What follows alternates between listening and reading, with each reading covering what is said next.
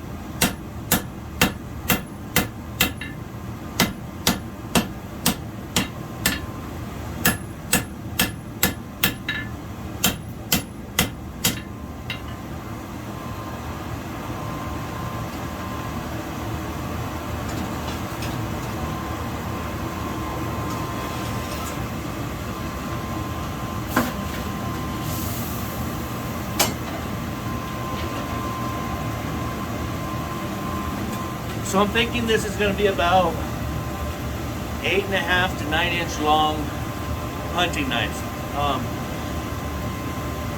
It's going to have, let's say, a harpoon tip on it, nice Coke bottle shaped handle. It's going to be pretty nice, I believe. We haven't gotten that far yet. Right now we're just starting the steel out. So I don't know. Let me know in the comments how or what you think of this video. Maybe I can do something different, a little more interesting. But I just wanted to give you a glimpse into what really happens while making a knife. It takes a minute, like I said before. So hopefully it's interesting. Hopefully you get to see everything. It's kind of hard when you're doing this by yourself. How to line everything up and get everything just right, but we'll see what happens.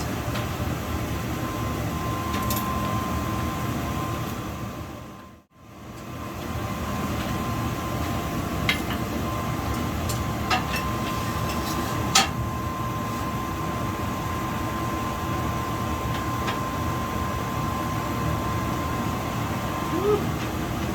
That's major cost.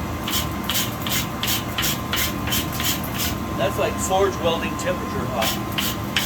I did not realize it was that hot in there. Son of a gun.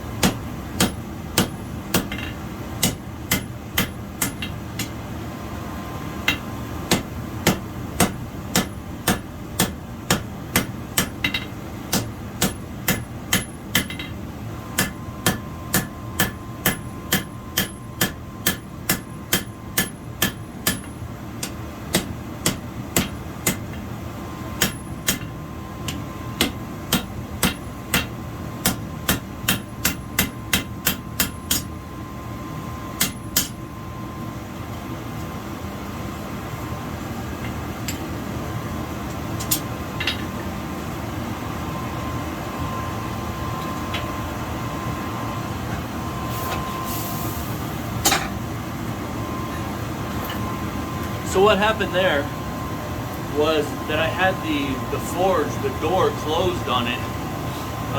It makes it extra hot in there. And running a ribbon burner forge, it gets extremely hot, which is really good at a very low poundage of pressure on the propane. I'm running about 1.5 pounds of propane, and I can get to forge welding temperatures in a matter of minutes. So you got to watch your steel. You don't want it to burn. You can't take too long sitting here talking like I do. But yeah, right now we got the tip close to where I want it. Obviously we're going to draw it out, we're going to thin it, we're going to forge in the bevels. Right now I flipped the billet around, but I'm going to leave the forge doors open. That way I can watch the steel a little bit closer and make sure I don't get it too hot. So we're going to start working on the handle area, get it to the width or close to the width that we want, and then we're going to start drawing it out lengthwise. And we're going to take that thickness of the steel and we're going to thin it out, which will give us a little bit more length as well. Let's see.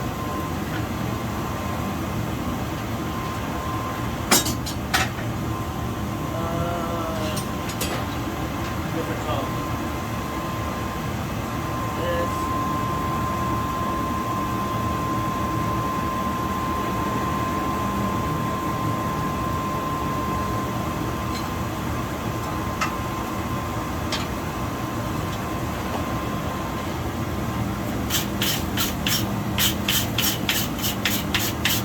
Always keep your steel clean.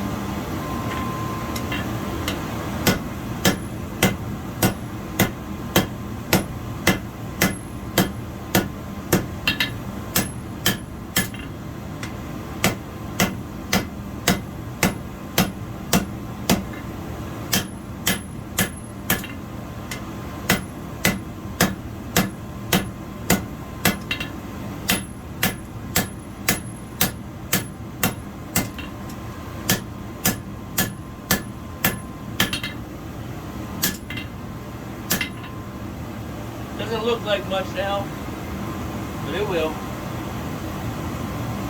Now we're going to start drawing it out. We're going to start thinning it down.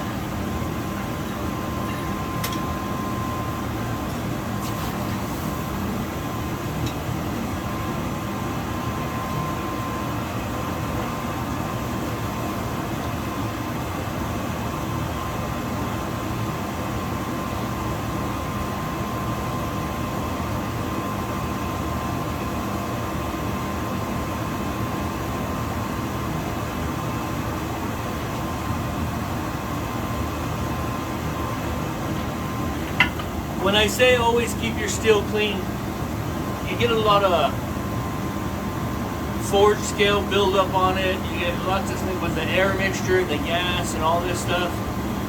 So when you're forging and you don't clean that off, it gets hammered into the steel.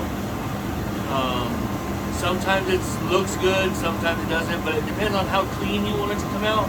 I want this one to come out semi-clean, you know, it doesn't have to be perfect.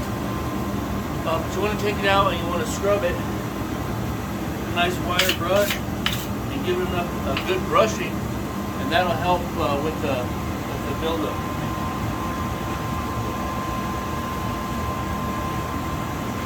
See how it has all that on there? Okay.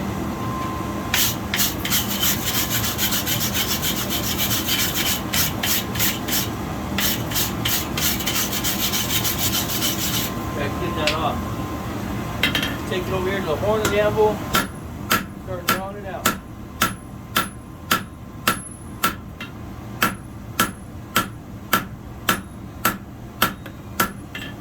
That's thinning it out as we go.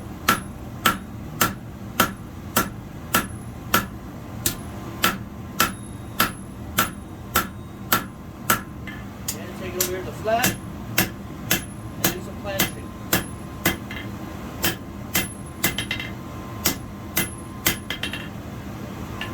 Getting a nice thickness now. Probably leave it about there. Probably just smooth it up.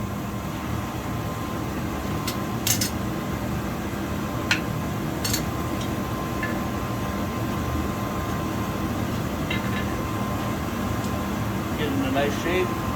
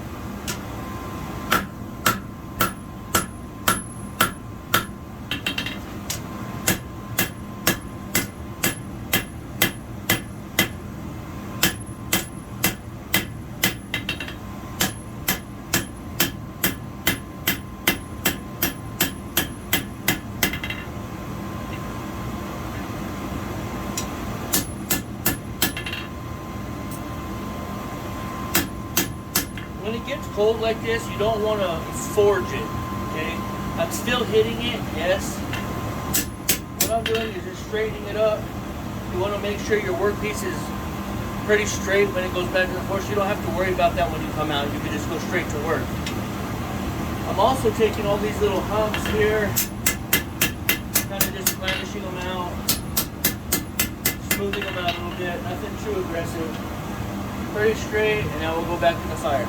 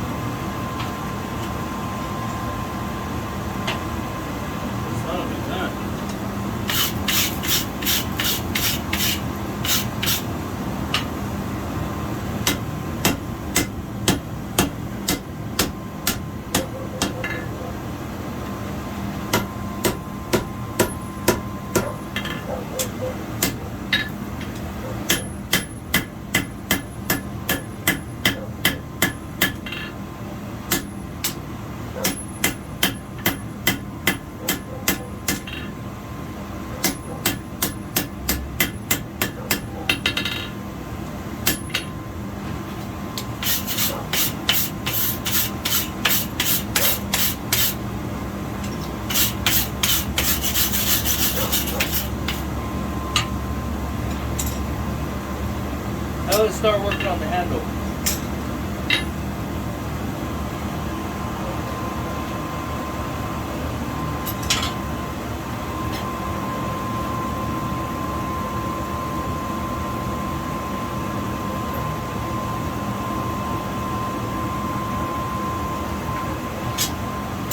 I had to turn it down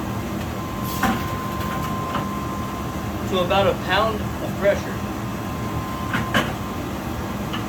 I was putting out too much and it was just getting way too hot. As you saw, I could barely get it out of the forge. That's how much heat was coming out. So I turned the propane down to about a pound of pressure, lowered my air adjustment just a little bit. Seems to be all right now. Man, it gets hot though. But it's fun.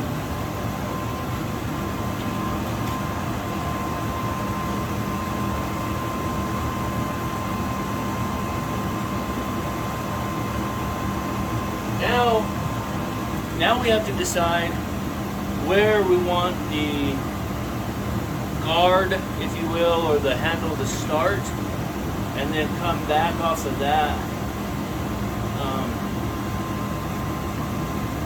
Start putting in, start filling in some the grip area.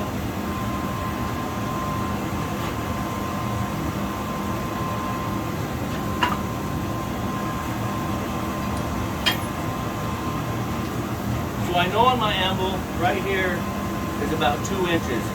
Okay, so let's just say 4 inches is right about here. We want at least a 4.5 inch grip for the knife. So we're going to go right about here. That gives us plenty of room to grip the handle of the knife. I hope you can hear me while I'm speaking now. It's kind of hard to tell, but we'll see what happens when I do the video.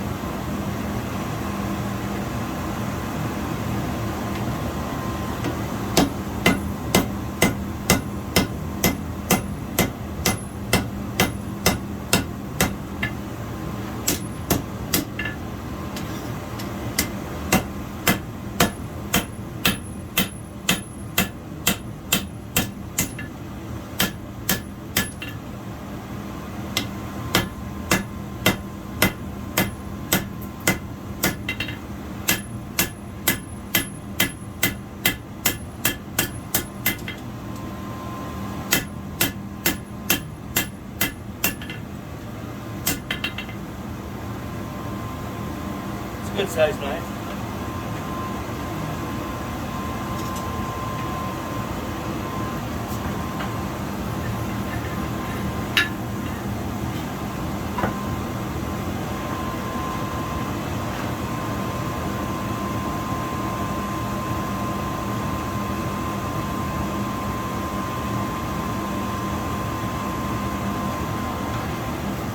So I was sitting there thinking, and I was deciding whether I was going to do a hidden tang handle or a full tang handle.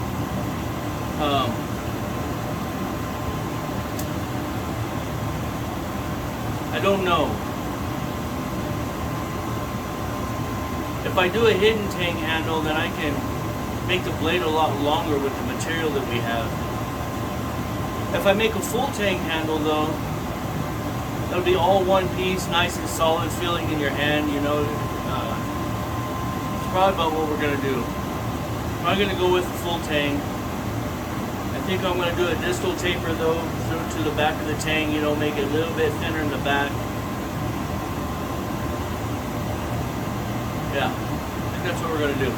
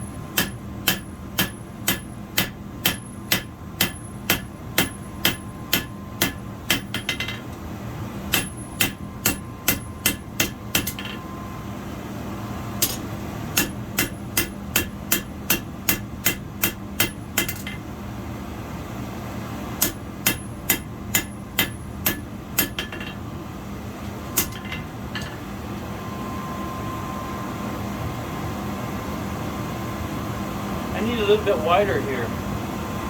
We have enough thickness though, so I think I'm going to go ahead and draw that out, lengthen it some more.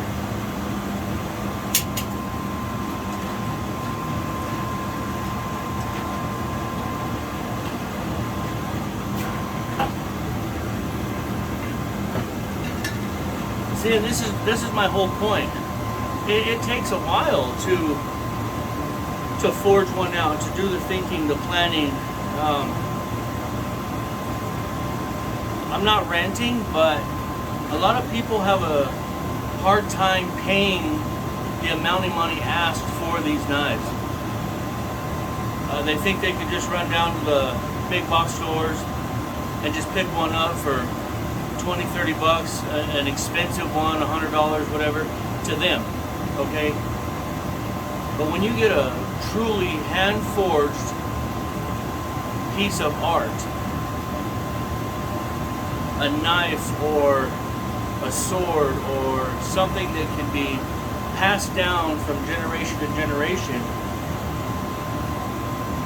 it's really hard to put a price on that. I mean, sure, we'd like to get thousands of dollars from them. We know that's not really going to happen. There are some out there that do, but for someone like me, it's kind of hard to price it. You know, you have to price it for the area that you're in, and the market for it. I mean, a lot of people around here want one, but they're not willing to pay not only for the knife, but the experience and the time it takes to actually make one. They don't fully get what actually goes into making one of these amazing knives, amazing works of art.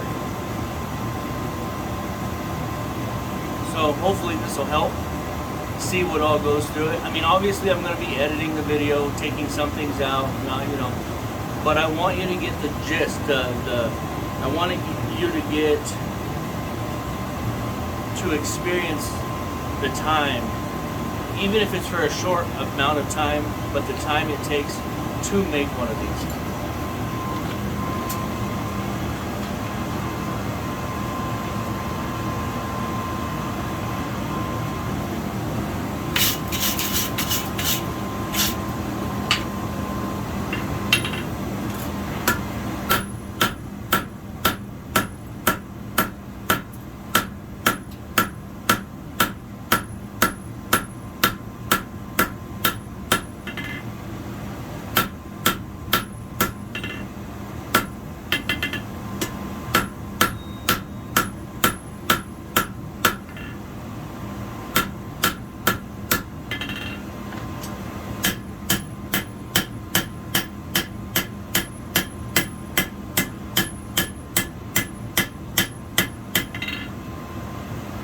It's a lot thinner now.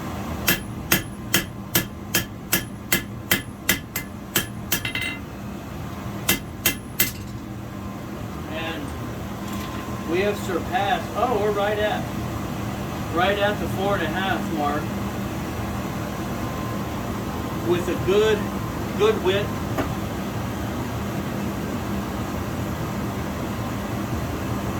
I think that's pretty good.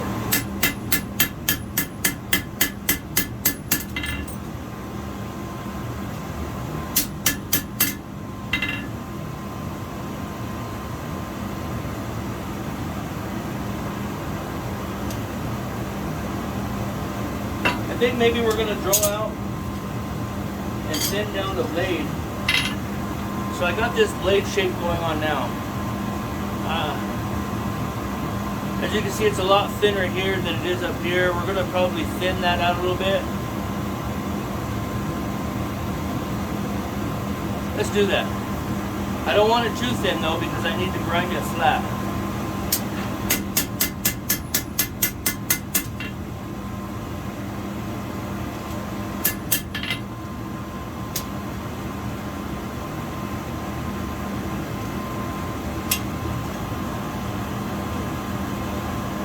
Let's go a little bit thinner.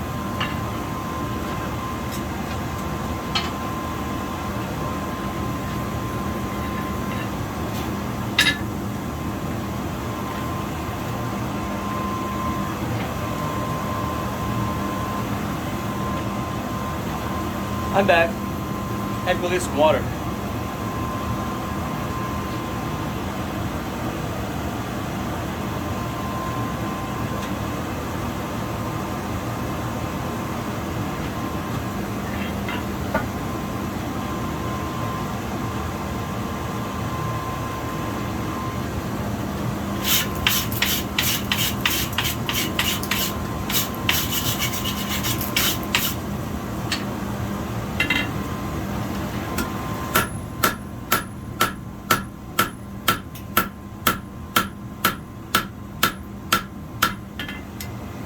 Oh, shoot.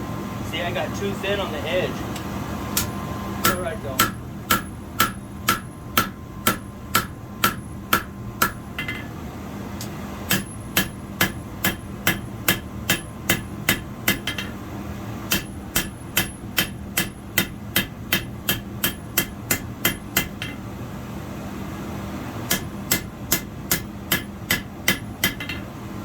Little thin.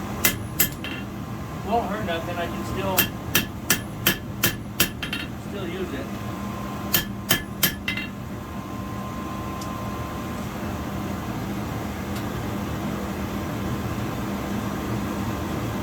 I think we're going to pull this down just a little bit, not give it so much of an upsweep, but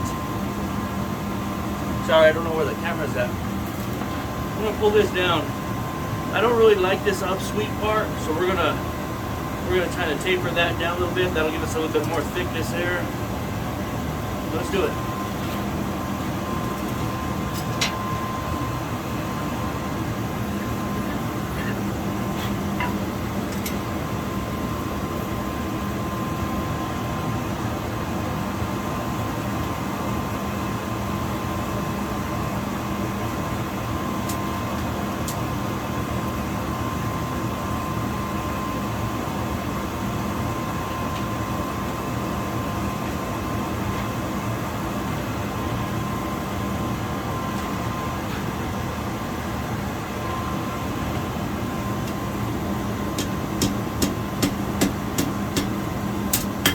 Gotta go real slow.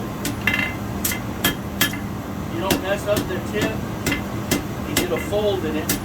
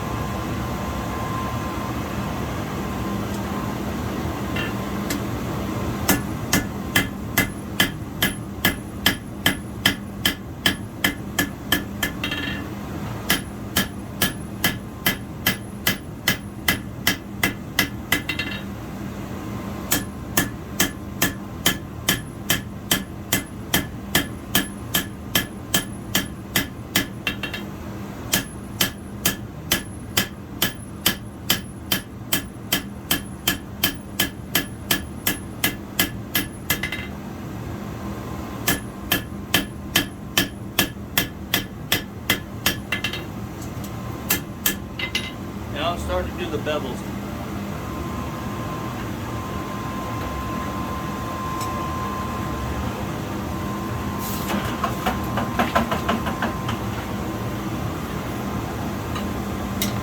So, hammering in the bevels does two things.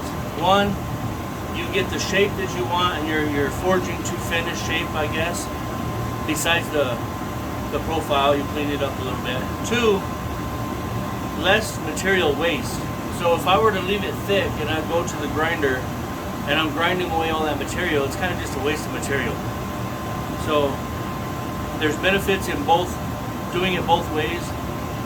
This particular way I'm doing it this time. Next time I might grind in my bevels. We'll see.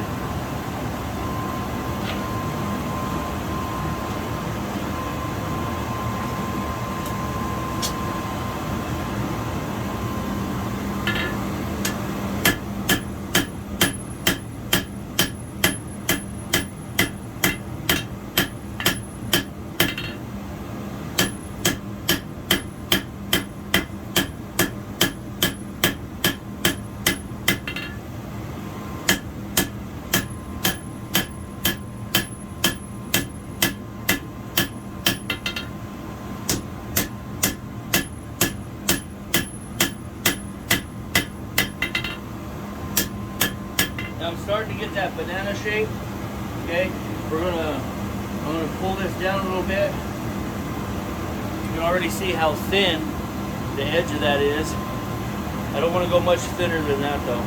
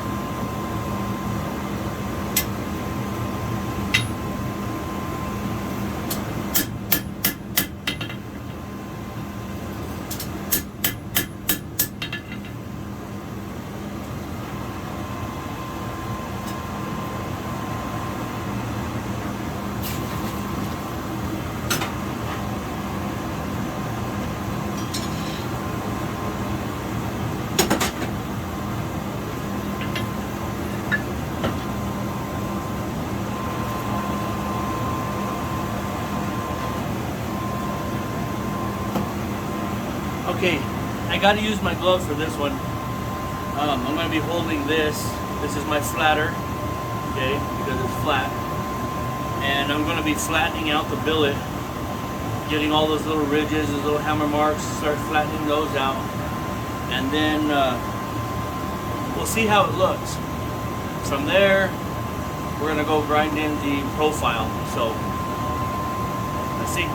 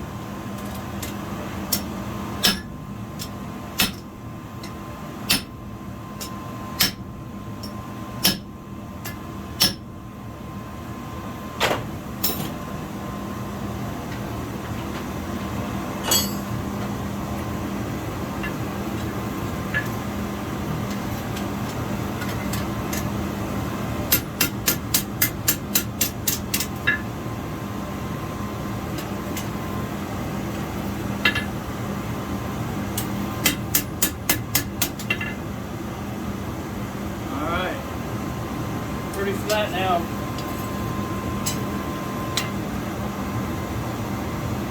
A little bit.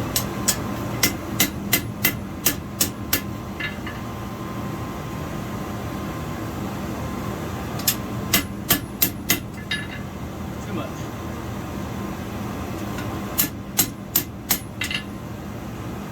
There we go.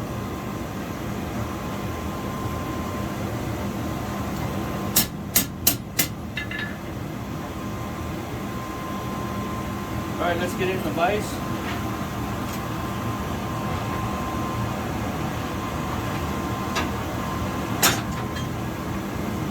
I'm going to move you guys over to the vise so you can see how that is.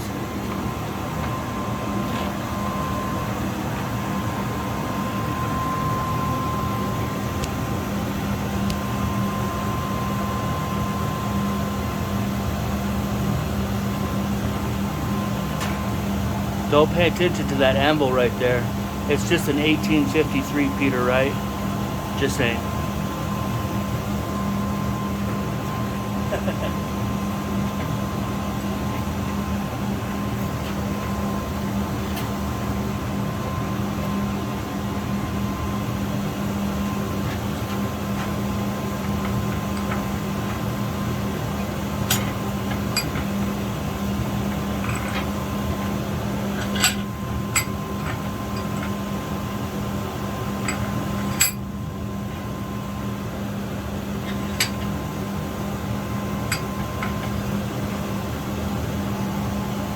Go.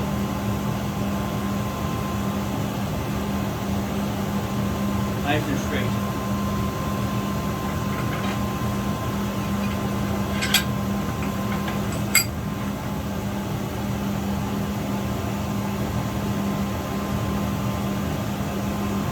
Alright. We're going to heat it back up to critical temperature, which is about 1450 degrees to 1500. We're going to pull it out of the fire, we're going to let it cool down.